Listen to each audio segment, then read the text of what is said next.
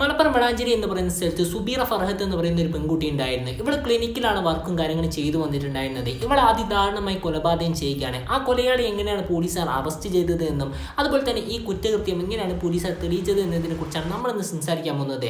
March 10, 2021 Subeera Farhath എന്നെത്തുമ്പോൾ തന്നെ dental ക്ലിനിക്കിലോട്ട് രാവിലെ വീട്ടിൽ നിന്ന് പുറപ്പെടുകയാണ്. രാവിലെ വീട്ടിൽ നിന്ന് പുറപ്പെട്ടതിന് ശേഷം പിന്നീട് ഇവിടെ നേരെ ഡെന്റൽ ക്ലിനിക്കിലോട്ട് എത്തിയിട്ടുണ്ടായിരുന്നില്ല.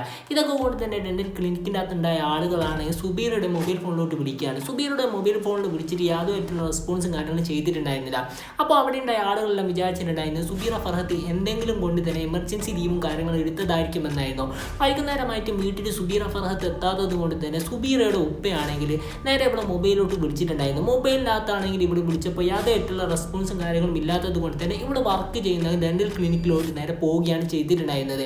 അന്നേ സ്ഥലത്തോട്ട് പോയ സുബീറ ഫർഹത്തിൻ്റെ ഉപ്പാനോട് ആ ക്ലിനിക്കിലുണ്ടായ ആളുകൾ പറഞ്ഞിട്ടുണ്ടായിരുന്നത് അന്നേ ദിവസം സുബീറ ഫർഹത്ത് ജോലിക്ക് വന്നിട്ടുണ്ടായിരുന്നില്ല എന്നായിരുന്നു. സുബീറ ഫർഹത്തിൻ്റെ ഉപ്പയാണെങ്കിൽ ഇതൊക്കെ കൊണ്ട് തന്നെ പെട്ടെന്ന് തന്നെ പോലീസ് സ്റ്റേഷനിലോട്ട് പോകുകയും ഇത്തരത്തിലുള്ള കാര്യങ്ങളൊക്കെ പറഞ്ഞുകൊണ്ട് തന്നെ അവിടെ ഒരു മിസ്സിംഗ് കംപ്ലൈൻറ്റ് കൊടുക്കുകയും ചെയ്തിട്ടുണ്ടായിരുന്നു.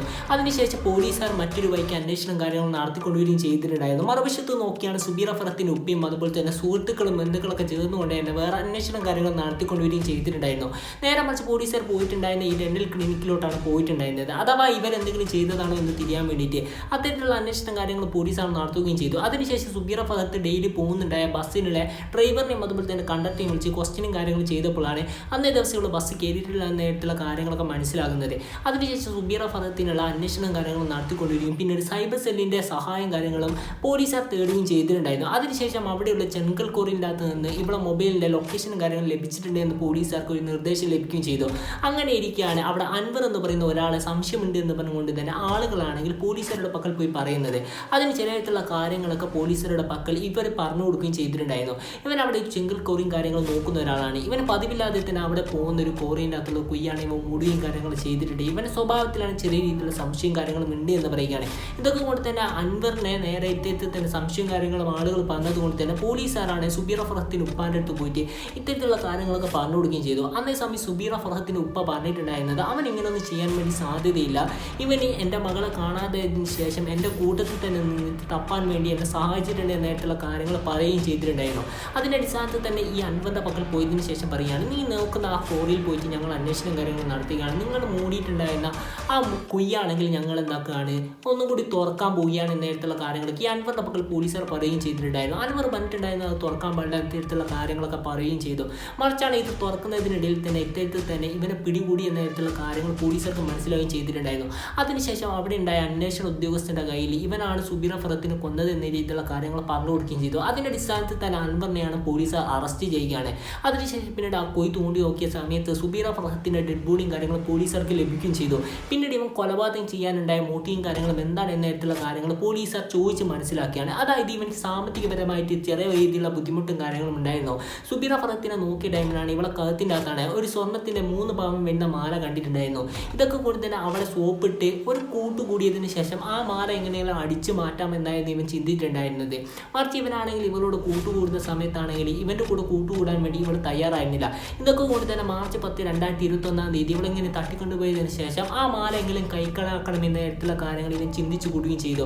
അതിനുശേഷം ഇവൾ പോകുന്ന സ്ഥലവും കാര്യങ്ങളൊക്കെ ഇവൻ നോക്കി വെക്കുകയും ചെയ്തിട്ടുണ്ടായിരുന്നു. CCTV കാര്യങ്ങളൊക്കെ ഈ CCTV പോലീസുകാർ നോക്കിയ ടൈമിനകത്ത് ഒരു CCTVൻ്റെ അകത്തു നിന്നാണ് ഇവൾ പാസ്സായി പോകുന്നത് കണ്ടിട്ടുണ്ട്, മറ്റേ CCTV നിന്നാണ് ഇവ പോകുന്നത് കണ്ടിട്ടില്ല. ഇതൊക്കെ കൊണ്ട് തന്നെ പിന്നീട് പോലീസുകാരുടെ പക്കൽ ഇവ പറഞ്ഞിട്ടുണ്ടായിരുന്നത് ആ 2 CCTVൻ്റെ ഗ്യാപ്പിൽ വെച്ചുകൊണ്ട് തന്നെ അവളെ ഞാൻ അവിടെ പിടിച്ചു നിർത്തുകയും എൻ്റെ മൊബൈലിനകത്ത് ഒരു സാധനം കാണിച്ചിട്ട് അവനെ കാണിച്ചു കൊടുക്കുകയാണ്. അതേ സമയം ഇവളെ കഴുത്ത് മുറുക്കി ഞാൻ കുറ്റിക്കാട്ടിലോട്ട് വലിച്ചു കൊണ്ടുപോവുകയും ചെയ്തു. പിന്നീട് അവിടെ ഇവൾ ഒച്ചയിടാൻ വേണ്ടി നോക്കിയപ്പോൾ അവളെ കഴുത്ത് മുറുക്കി ഞാൻ കൊലപാതകം ചെയ്യുകയാണ്. പിന്നീട് ഇവിടെ ചാക്ക് കെട്ടിക്കൊണ്ടുപോന്നെ ഇവൻ നോക്കുന്ന ആ കോറിയിലോട്ട് കൊണ്ടുപോകുകയും പിന്നീട് ആ കുയിൻ്റെ അകത്ത് ഇട്ടി കുറച്ച് മണ്ണിടിക്കുകയാണ്. അന്നേ ദിവസം മഴയും കാര്യങ്ങളും പെയ്തിട്ടുണ്ടായിരുന്നു. അവളെ കഴുത്തിൻ്റെ അകത്ത് ഉണ്ടായിരുന്ന ആ 3 പവൻ്റെ മാല ഇവൻ കൈക്കലാക്കുകയും ചെയ്തിട്ടുണ്ടായിരുന്നു.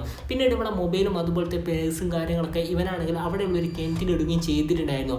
മറിച്ചാണ് മഴയും കാര്യങ്ങളും പെയ്യുന്നത് കൊണ്ട് തന്നെ പിന്നീട് ഇവളുടെ ഡെഡ് ബോഡിയും കാര്യങ്ങളും അഴുകി സ്മെല്ലും കാര്യങ്ങളും വരുമെന്ന് ഇവൻ മനസ്സിലാക്കി. പിന്നീട് JCB ഡ്രൈവറെ വിളിക്കുകയാണ്. JCB ഡ്രൈവറെ വിളിച്ചതിന് ശേഷം പറയുകയാണ്, ഇവിടെ കുറച്ച് കോഴികൾ ചത്തിട്ടുണ്ട്, ഇതൊക്കെ കൊണ്ട് തന്നെ ഞാൻ കുഴിച്ചിട്ടിട്ടുണ്ട്, മഴയും കാര്യങ്ങളും വരുന്നത് എന്നതുകൊണ്ട് തന്നെ അതിൻ്റെ അകത്ത് മണ്ണ് അധികമില്ലെങ്കിൽ പിന്നീട് നാറാനേറെ ചാൻസ് ഏറിയാണ്, ആളുകൾ പോകുന്ന വയ്യാണ് എന്ന് പറയുകയാണ്. ഈ JCB ഡ്രൈവർ ആണെങ്കിൽ അന്നേ സമയം ഇവൻ്റെ പക്കൽ പറഞ്ഞിട്ടുണ്ടായിരുന്നത്, ഞാനിപ്പോൾ വേറൊരു വർക്കും കാര്യങ്ങളും ചെയ്തു വരികയാണ്, ഇത് കഴിഞ്ഞിട്ട് വന്നാൽ മതി എന്ന് പറയുകയാണ്. നിനക്ക് ധാരാളം പണം തരാം എന്ന് പറഞ്ഞുകൊണ്ട് തന്നെ ഈ JCB ഡ്രൈവറിനെ വിളിച്ചു കൊണ്ടുവരികയും പിന്നീട് ഇവളുടെ ശരീരത്തിലെ മുകളിലൂടെ അവിടെയുള്ള മണ്ണും കാര്യങ്ങളും നല്ല രീതിയിൽ തന്നെ ഇട്ട് മൂടുകയും ചെയ്തിട്ടുണ്ടായിരുന്നു. ഇത്തരത്തിലുള്ള കാര്യങ്ങളൊക്കെ പിന്നീട് പോലീസുകാരുടെ പക്കൽ തുറന്നു പറയുകയും ചെയ്തു. അപ്പോൾ എന്തായാലും നമ്മൾ ഈ വീഡിയോ ഇവിടെ വെച്ച് അതിനെ ഇതിൽ നല്ല വീഡിയോയുമായി വരാമെന്ന പ്രതീക്ഷയോടെ signing off. It's me Afrad.